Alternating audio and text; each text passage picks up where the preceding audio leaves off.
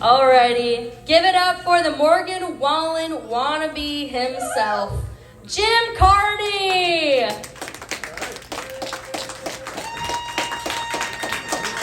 Carney! That's mine.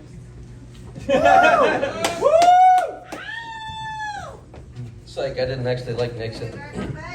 I dressed up for a Western style barbecue tonight because I was told we're making roast beef out of this jive turkey tonight.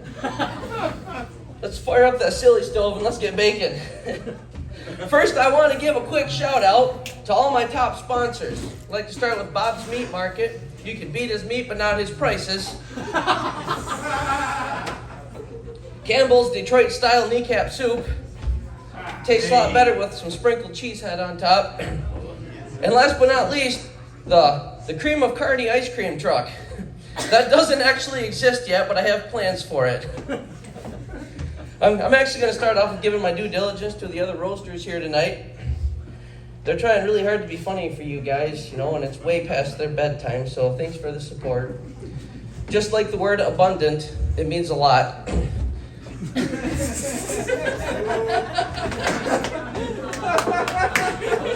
You guys might wonder why I'm wearing glasses.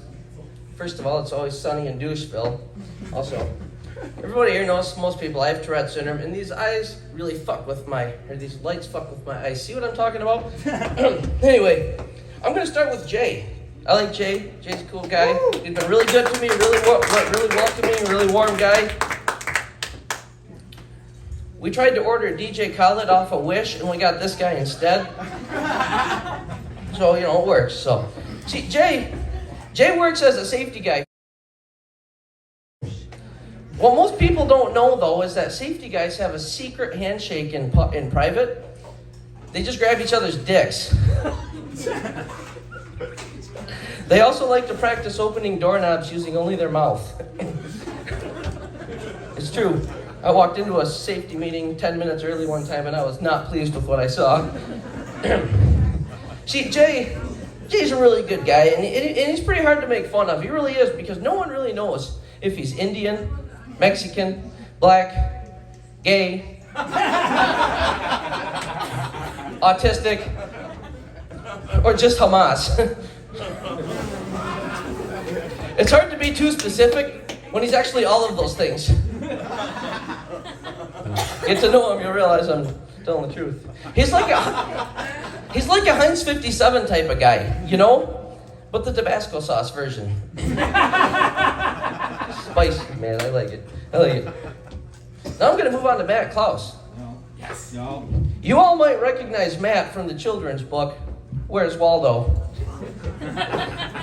It's funny because the family he left behind is still looking for him.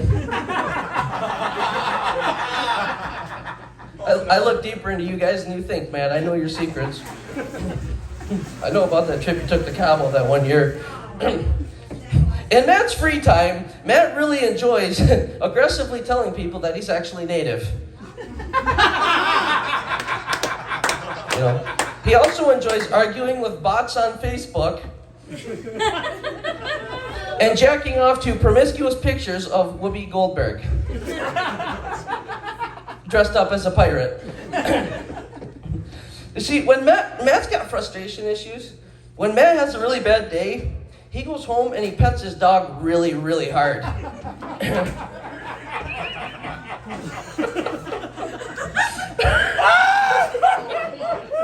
Poor guy. You know, what can I say? Poor dog.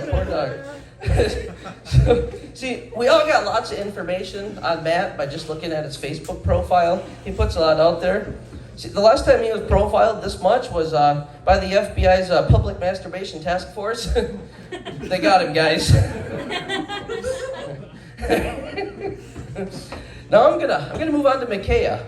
Very nice lady right here, Micaiah, our gracious host. She does a wonderful job, very nice girl. But Micaiah, I'm gonna spare you tonight because I got you pretty good at your birthday roast a little while back, and I still feel bad about your stupid dead cat. No, I do. I've got a couple dead cats in my backyard. I've had buried too. Thanks. I got really frustrated with them. That's all they got, Anyway, plus,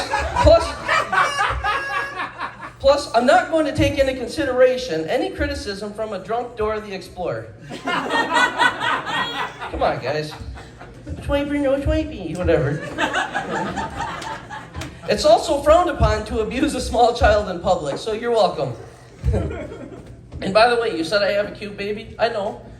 And it would be really easy for you to have a cute baby too if you stopped trying to rack up so many rewards at the abortion clinic.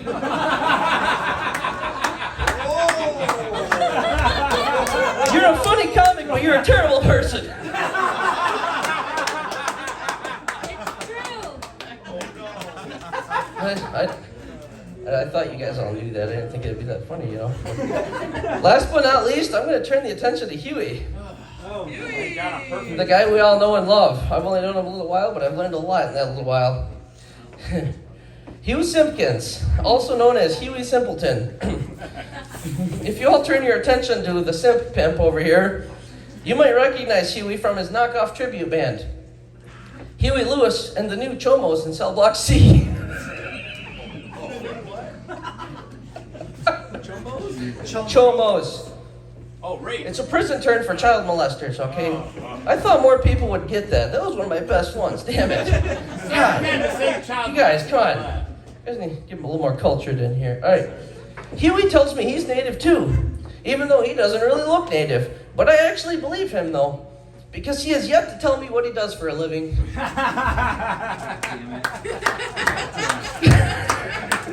He's not just capping, he's per-capping. Fuck yeah. You got us both. Yeah, you're right, man. I did get you both. We should just start calling Huey Toast, because he is always getting burned. It's kind of funny, though, because ever since natives have been getting per-cap, their golf game has gotten so much better.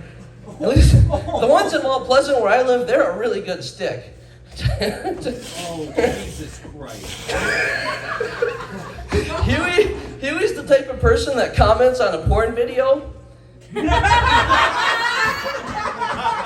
anymore. He really likes to point out that he's the one sitting in the cuck chair. Loser. Now let's get into the real show. Kriss motherfucking Larock. Hey, let's go! He has no idea who I am. I introduced myself to him earlier, but I really don't think he was listening. His eyes are pretty glazed over, so I don't know. Kriss here, he's the #1 reason that Bay County has a shortage of hair gel. Again. He is a great example of what would happen if Charlie and the Chocolate Factory knocked up Ellen DeGeneres. And she laid an egg and hatched him with a pussy fart. And that's why he likes them so much. First thing he ever smelled. Kriss used to live in New Orleans, Louisiana. Poor guy. After failing to reach any of his personal goals, he gave up like any other rich kid that was faced with adversity, and he came home. He left a city that's entirely below sea level to come back home to Bay City, a city that feels like it should be below sea level.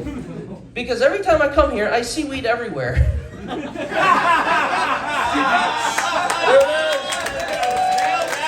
That's the first good pun of the night. Probably not my last. Yeah, thanks, man. Hey, here you go. Yeah. Kriss brought a little bit of New Orleans back here to Bay City when he moved back. See, once he moved back, there was a citywide chlamydia outbreak. A strain that's usually only native to New Orleans. And Kriss. Weird. Whatever, man. Anyway. See, some parts of New Orleans are very, very different once you cross the train tracks.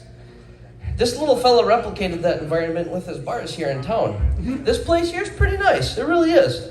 But if you walk out of here and you go down to Dussos, it is very, very different. So I want to say congratulations. You did it. You polished the turd. That's the turd. You did your best. I probably. You did your best. I'm going to educate you guys a little bit here. The name Larock is actually French for crack rock. He's been obsessed with crack rocks ever since he was a little boy, when he found his mom's secret stash. She got so mad at him, that little prick. I've been told that Kriss is a straight man, but vehemently claims to not be gay. But I don't know though, because Huey told me just the other day that Kriss did a pretty good job sucking his dick. Oh, shit. Definitely not a first timer. Hey, What? that guy owes me an extra minute. He just me. Go for it. When he gets in, let's all boo him. I'll count to 3. On Kriss's Facebook profile, his occupation is listed as entrepreneur, which we all know is just a fancy way of saying I'm winging it. Or, I sell insurance for Aflac because my multi-level marketing scheme failed. Yep. Poor Huey. 2 people understand that joke, I guess. Okay, whatever. See, he originally got into freelancing, though, because he thought freelancing had something to do with his favorite gay dude, Lance Bass from NSYNC. Yeah, see, he almost started his own boy band, too, to mimic Fancy Lance and his crew in NSYNC. He was originally going to call it Whiskey on Larocks, but he changed his mind because he realized that he's scared to death of ice cubes. I get that one. Especially the rapper. That's a good one. He eventually settled on the band name In Twink. Fuck yeah. See, Kriss has been going through a midlife crisis now for the last 30 years. When are you gonna calm down, dude, and leave some pussy for the rest of us? Stop tainting all of them. There's almost no blondes left, man. Damn it. Kriss is a raging man whore. Everybody knows that, right? However, he does have one slutty talent that is pretty impressive, I think.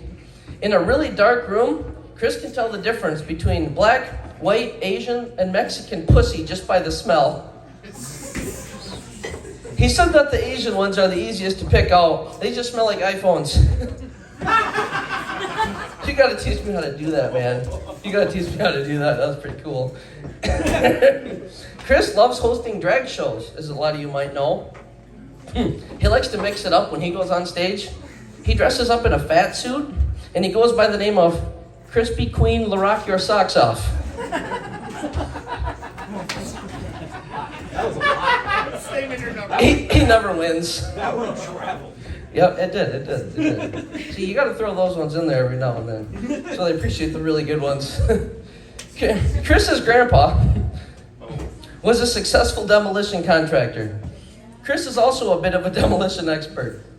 He destroys his relationships, he destroys his credit ratings, and on every weekend he gets his ass blown out.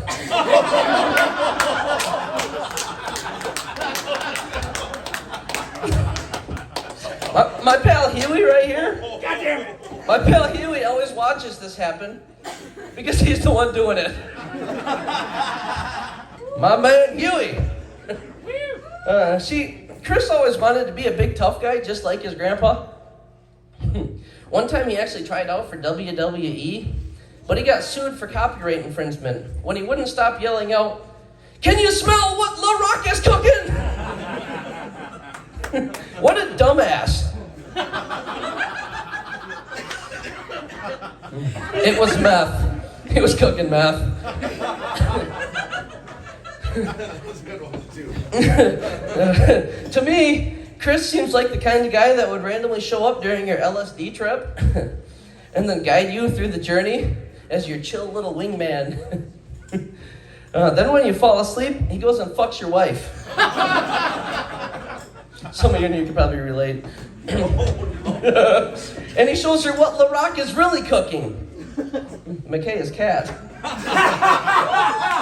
I told you I wasn't done with you yet. Now I'm done. See, when Kriss walks into a building he owns, everybody knows that the motherfucker in charge is in the house, right? If you don't know who he is right away, just give it a minute. He'll find a way to let you know. He loves the spotlight, which is why we're all here tonight. He believes that there's no such thing as bad publicity, which is really good for him because that's usually what follows him. bad publicity, and really entertaining rumors. That's true. Every time Kriss goes to Texas Roadhouse, he tells him it's his birthday. He does this because his mom never sang to him as a kid. Kind of sad. Apparently, he has about 20 birthdays a year. But honestly, I'm kind of upset with Kriss right now, though. Last time I was here in this bar, I went to go take a shit, and the bathroom stall door was broken. Dude, I had to like wedge my car key in the door to get it to stay closed. It was a pain in the ass. But like, when I sat down and my ass started crowning, some scary motherfucker named Huey broke down the already broken door and tried to suck my dick. Tried? I sucked it. Well, even though I was pissed off, that was the best blumpkin I ever received. So, happy birthday, Kriss, and fuck you, Huey. Come see me in the shitter after the show. By the way, I just checked, and it's still fucking broken. It's been a week now. Fix your goddamn door. Well, now I know how it works. My glory hole. Anyway, guys, my name is Jim Carney. I'm done. Nice to see you all tonight. That's my time. Thank you.